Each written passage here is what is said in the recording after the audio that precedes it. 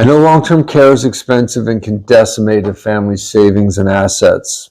How does your work help prepare clients for managing those expenses and protecting those assets? So yes, absolutely. Whenever you see a brochure or have a discussion about your retirement years, your later years, what do you see? You see the brochure with the golf course, people on a boat.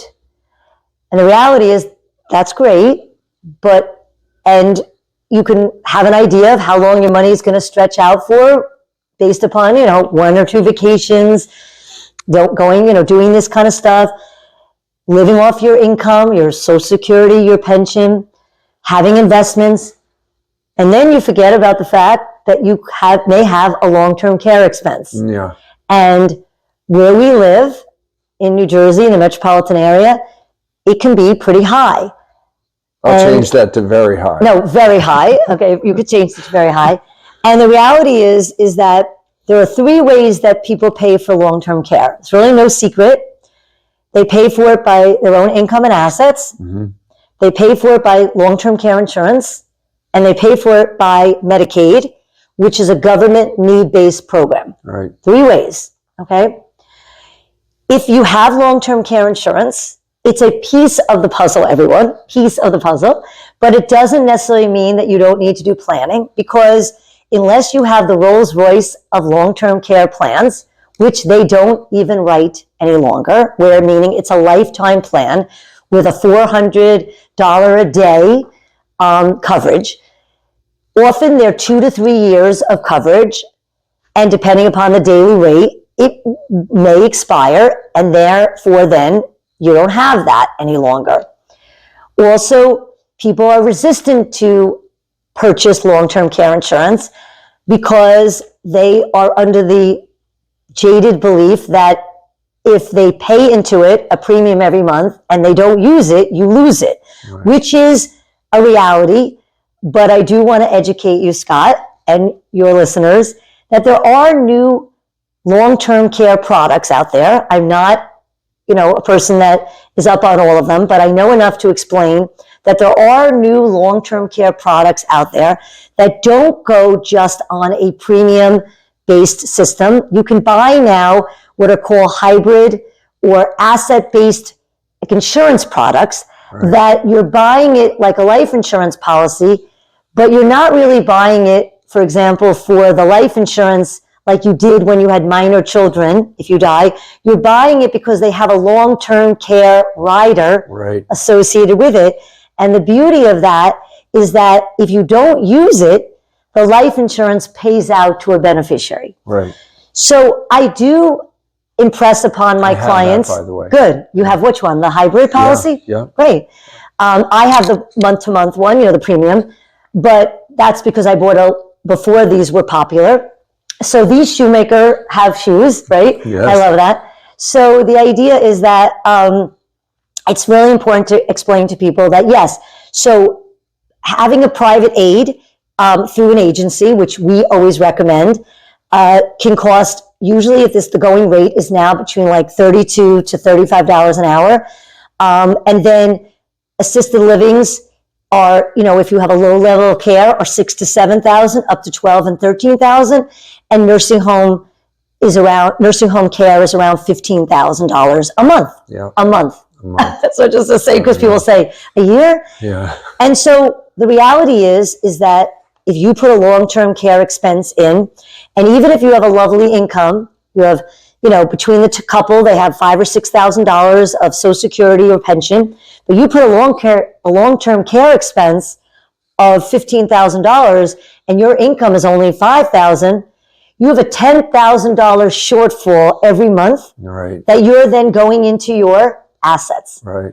And that's for only one of the, say there's right, so that's only one person. And so one of the things that we tell people is that if you get a diagnosis and you're married, if there's a diagnosis or an injury, it's really important to seek help with an elder attorney, because we have seen one spouse impoverish the other spouse, not on purpose, but because there was no game plan put into place.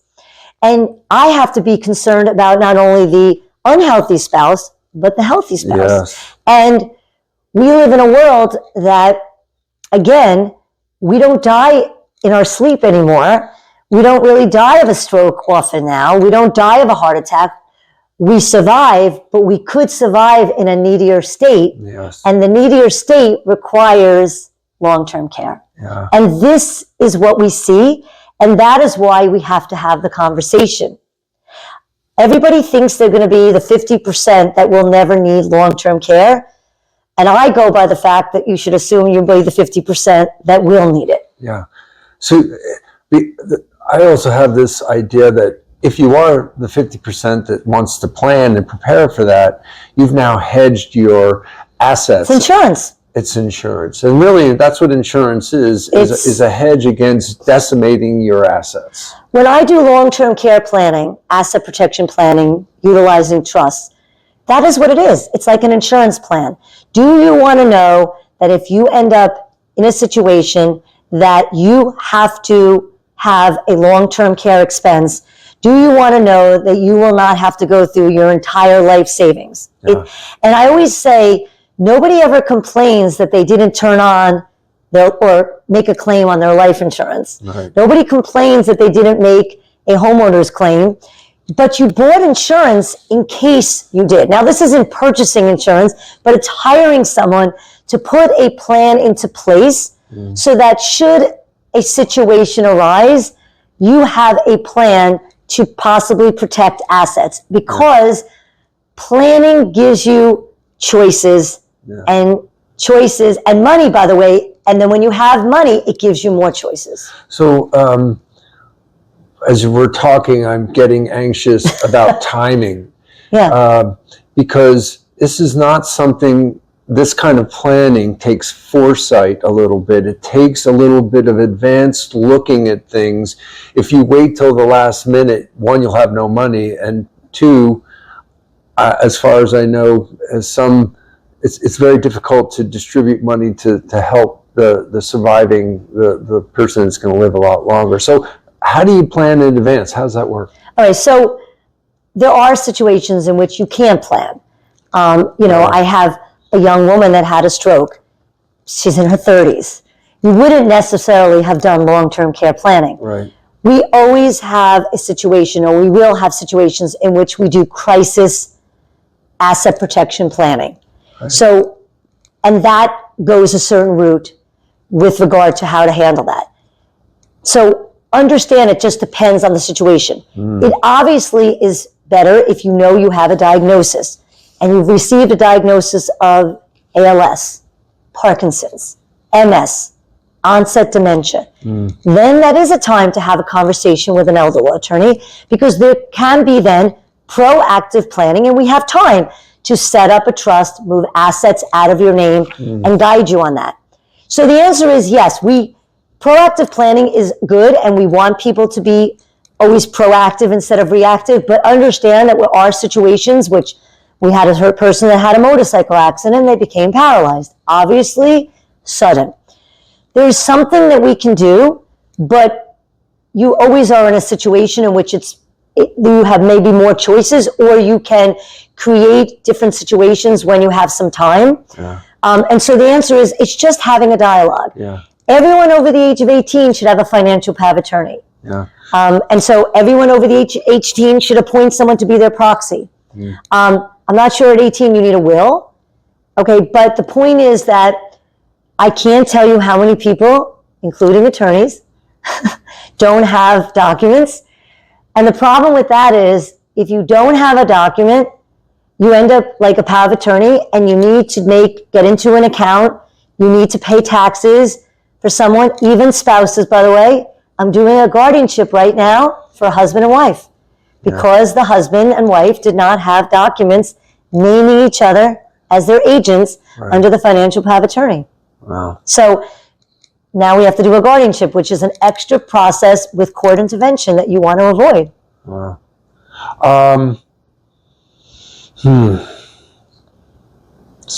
What are the, I mean, we're just touching on it, so maybe you can expand a little bit on this, like the legal consequences after someone dies, probating a will, managing trust, distributing assets, paying taxes. Okay, so this is the biggest misnomer. Like, we hear it all the time. First of all, people think that we sit around a room and we read the will. So I'm just telling all of you, that's in the movies, and that is on television shows. Yeah. We don't sit around a room and read a will. Right. The most important piece of information that I can impart to you is that there are times where nothing goes under someone's will. Right. So let me explain that to you.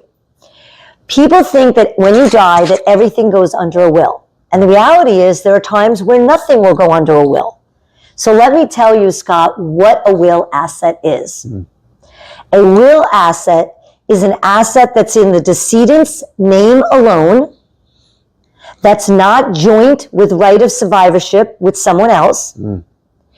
The asset does not have a payable on death or a transfer on death or a beneficiary associated with it. Mm. So let's go for an example. Yeah. You and your wife own a home. You own the home as husband and wife, which implies joint tenancy with right of survivorship. Mm. If you passed away, because it's owned jointly, you do not have to probate your will to change that. It automatically goes into the name of your wife. I mean, the deed doesn't physically have to change, but she doesn't have to probate the will because that is not a will asset. Got it. If you have IRAs and 401ks and they have a beneficiary, that is not a will asset because it's not governed by the will. But Scott, if you had a bank account at a PNC and your wife is not named on that account and there is no payable on death or transfer on death, then your will would have to be probated because that account is in your name alone. It's not joint with anyone else and there's no payable on death or transfer on death. And then you probate. What is probate? Yeah. Probate is the process by which you are administering will assets, distributing them. And it's not a complicated process in New Jersey. We are probate friendly. Yeah. It involves going down to the surrogate or an administrative building in the county in which you lived in, right. Not died. Right. And you show the will, original. You show an original death certificate.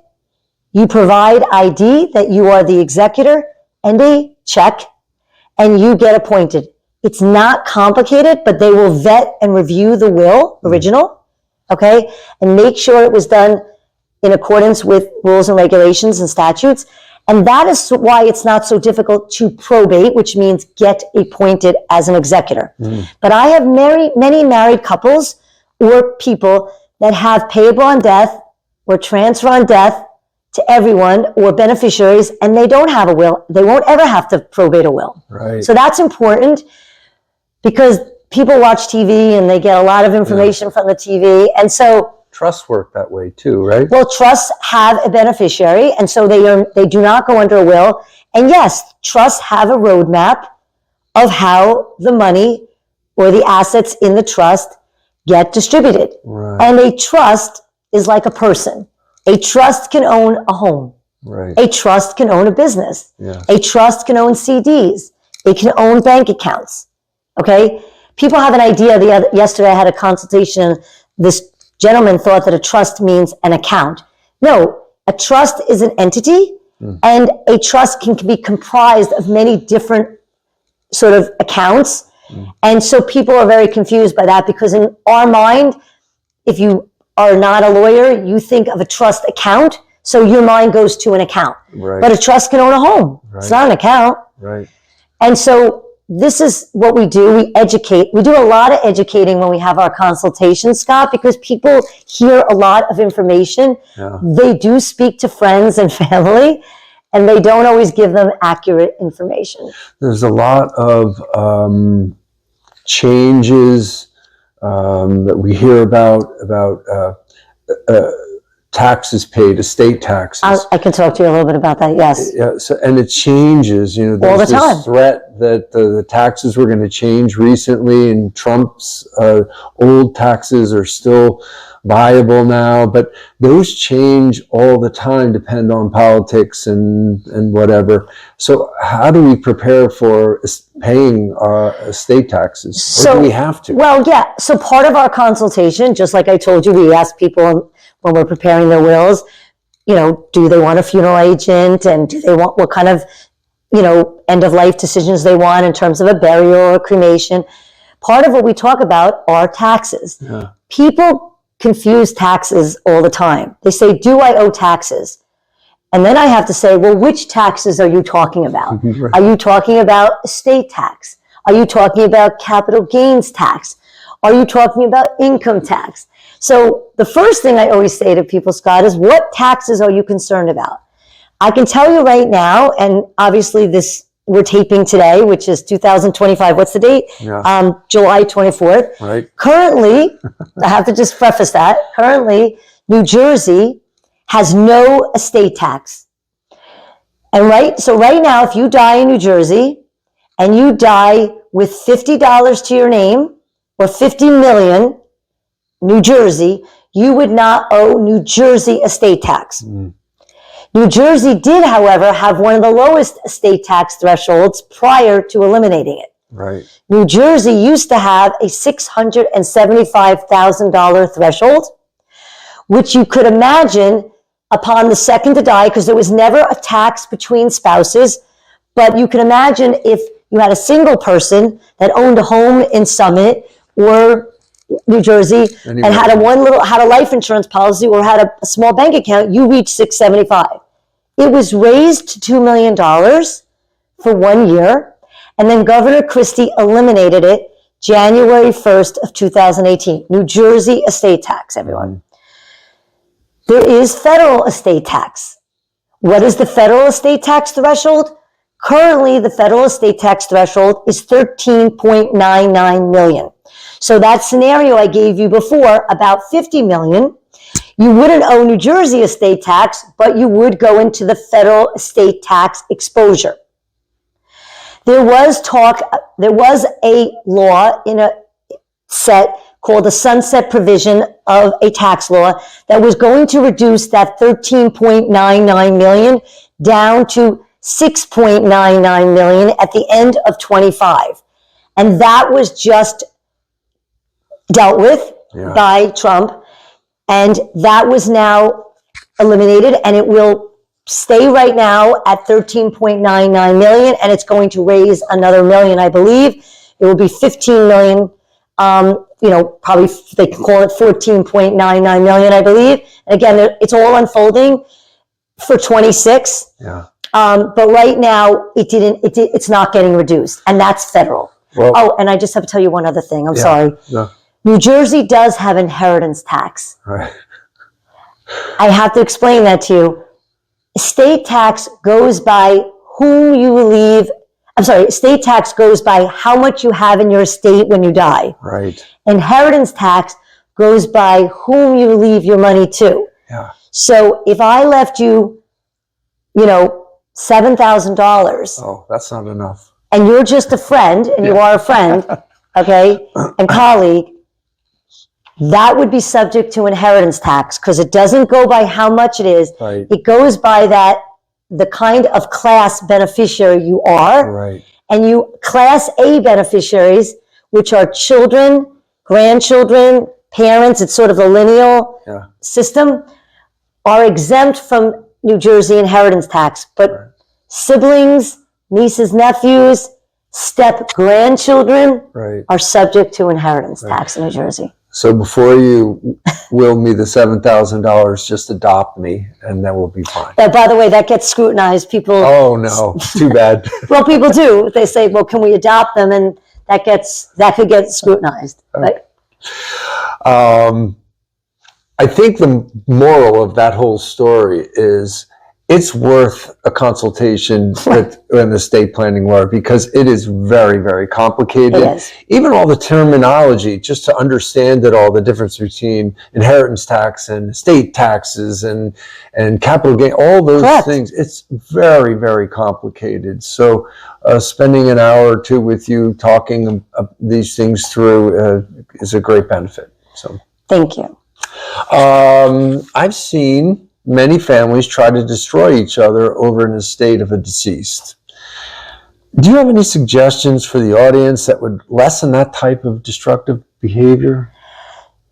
This is a very emotional area of law, estate planning. Just as you said, what you do for a living is very emotional. And unfortunately, when emotions come into play, so does irrationality. Yeah. And so, for example, if I have a parent that wants to leave one child more money than another, or possibly leave a child out of a distribution, I often suggest that you may write a letter that is left with the will to explain a reason, because when you pass away, you aren't the one that will be dealing with it, but the repercussions are going to be felt by other family members. So I do believe that that's one thing in terms of, if you don't want to have that discussion to the individual, I'm leaving you out. I have situations in which I've had parents say they want to leave money in trust to their children because there is maybe a gambling issue, maybe there was a drug issue, a spending issue. I try to impart to them to have a conversation that you're doing it for them for that reason. But if you don't want to tell them, again, maybe a letter, because when you die, they're going to find out that the money is now not going outright to them. Yeah. And so probably communication, if you can do it comfortably, is very important because it does minimize some of the fallout that will happen. Yeah. But I can say that those conversations, Scott, are easy and that people take it very personally. I had someone that left one of their children more money because their child had a diagnosis, but the siblings were estranged and the other sibling wouldn't have known about it. And I said I would write a letter because when you die, your child that doesn't have the disability, doesn't know about the one, will think you didn't love them. Yeah.